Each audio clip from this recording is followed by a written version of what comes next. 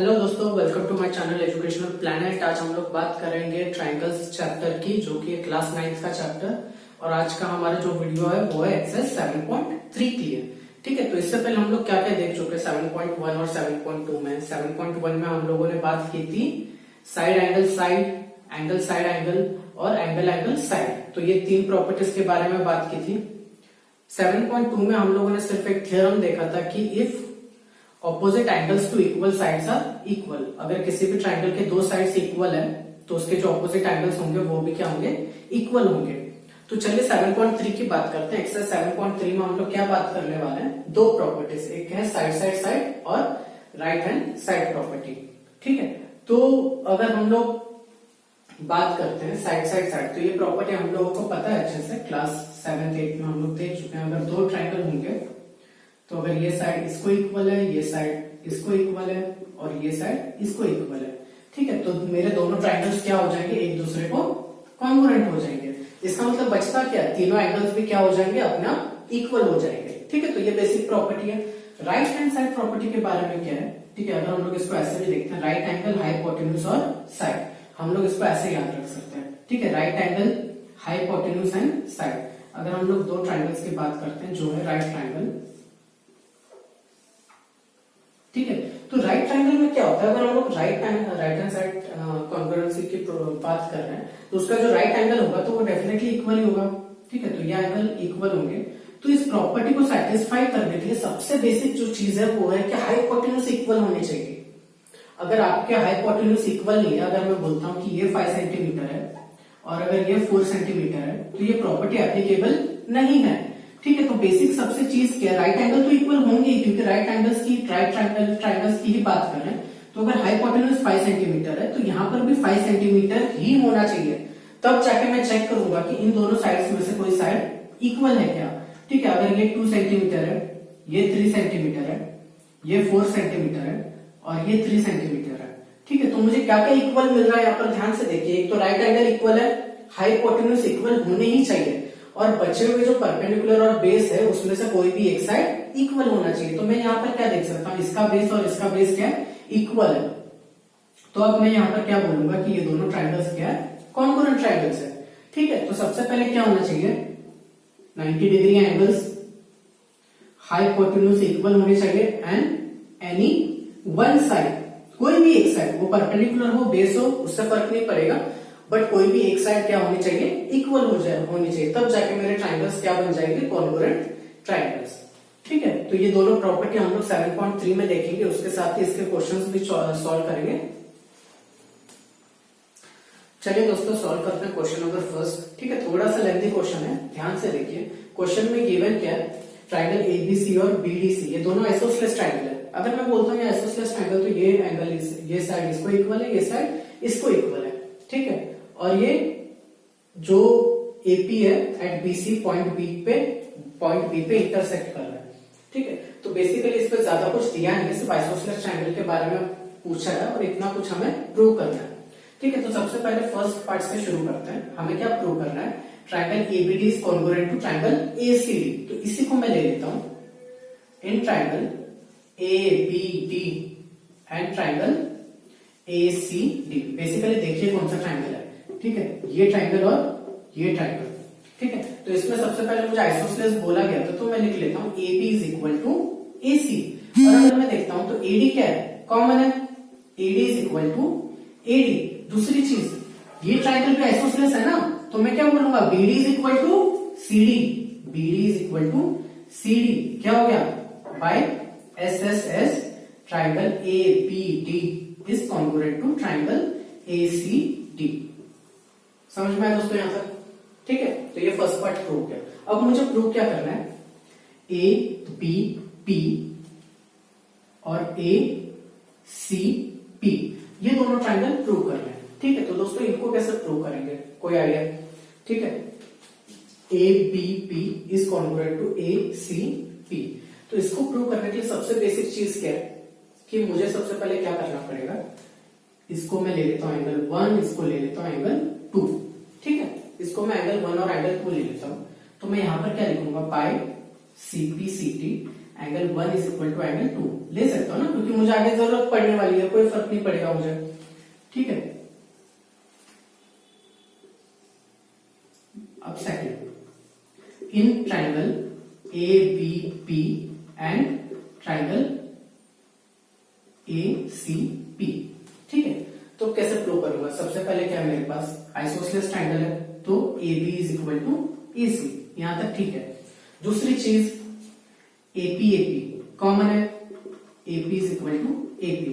दूसरी चीज angle 1 is equal to angle 2, मैंने सीपीसीटी से ले लिया ना, तो क्या हो गया, साइड एंगल साइड, तो मैं क्या बोलूंगा, बाय एस से एस। ठीक है, एस एस ही है ना, side angle side, triangle A B P is congruent to triangle A C P.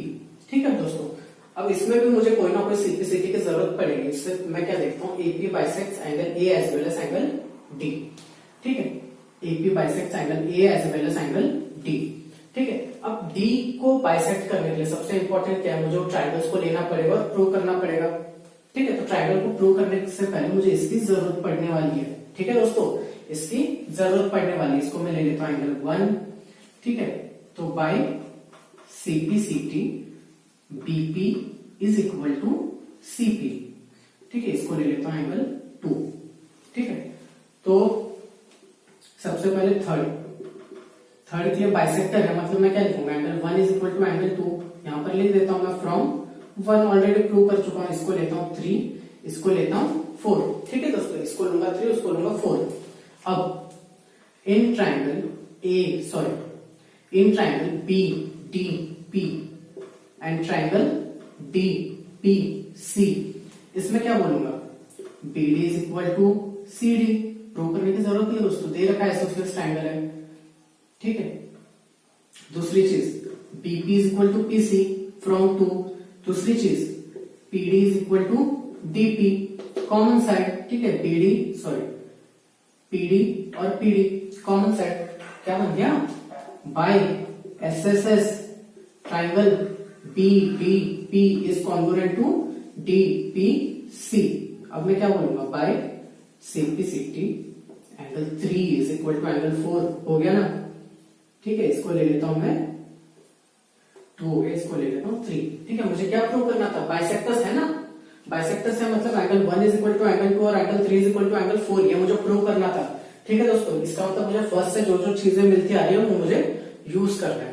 ठीक है, अब लास्ट में क्या है, AP is perpendicular bisector of BC. ठीक है, बहुत सिंपल तरीके से सॉल्व हो जाएगा। ठीक है दोस्तों, मैं इसको मिटा देता हूं। आपको जो भी लिखना होगा वो वीडियो पॉज करके आप लिख सकते हैं। ठीक है, अब परपेंडिकुलर बाइसेक्टर के लिए सबसे पहले मुझे क्या चाहिए होगा, BP is equal to PC, ये तो मैं ऑलरेडी प्रूव कर चुका हूं ना, फ्रॉम 2। परपेंडिकुलर बाइसेक्टर है मतलब मुझे क्या करना होगा, एंगल 5 और एंगल 6 क्या प्रूव करना होगा, 90 डिग्री। ठीक है, 90 डिग्री कैसे प्रूव करेंगे, देखो angle 5 plus angle 6 is equal to 180 degree. Reason क्या है, लीनियर पेयर। ठीक है दोस्तों, लीनियर पेयर। अब मैंने यहाँ पर सीपीसीटी में angle 3 is equal to angle 4 prove किया था, मैं यहीं पर क्या लिखूंगा, by CPCT angle 5 is equal to angle 6 भी लिखूंगा। ठीक है, इसको ले लेता हूं मैं 4। ठीक है, इसकी कैसे जरूरत पड़ेगी, देखो एंगल 5 प्लस एंगल 6, अब एंगल 6 को मैं 5 भी लिख सकता हूँ ना, दोनों एंगल सेम है। ठीक है, तो यहां पर क्या लिखूंगा, angle 5 plus angle 5 is equal to 180 degree, twice of angle 5 is equal to 180 degree. इसका मतलब एंगल 5 क्या हो गया, 180 upon 2, that is angle 5 is equal to 90 degree, angle 6 is also equal to 90 degree. ठीक है दोस्तों, हो गया परपेंडिकुलर बाइसेक्टर्स। ठीक है, लेंथी क्वेश्चन है बट सिंपल क्वेश्चन है। ठीक है, अगर आपको ऐसे 4-5 पार्ट दिए होते तो हमेशा याद रखना कि फर्स्ट पार्ट पहले ही सॉल्व करना पड़ेगा, क्योंकि उस पार्ट की जरूरत मुझे धीरे धीरे आगे जाते जाते लास्ट तक यूज होने वाली है। ठीक है दोस्तों, इस चीज का हमेशा ध्यान रखना पड़ेगा आप लोगों को। चलिए दोस्तों, सॉल्व करते हैं क्वेश्चन नंबर 3। क्वेश्चन नंबर 3 में क्या दे रखा है, ठीक है, मैं आपको डायग्राम समझा देता हूँ। 2 डायग्राम्स दे रखे हैं, ट्राइंगल PABC एंड PQR। ठीक है, तो इसमें क्या बताया गया है, AB is equal to PQ। ठीक है, ध्यान से देखिए इसमें गिवन क्या है,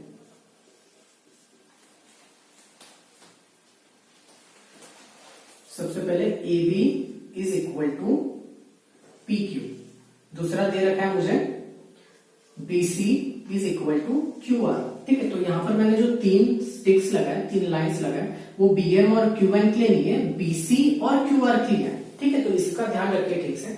और दूसरी चीज क्या दे रखी है, ए एम इज मीडियन।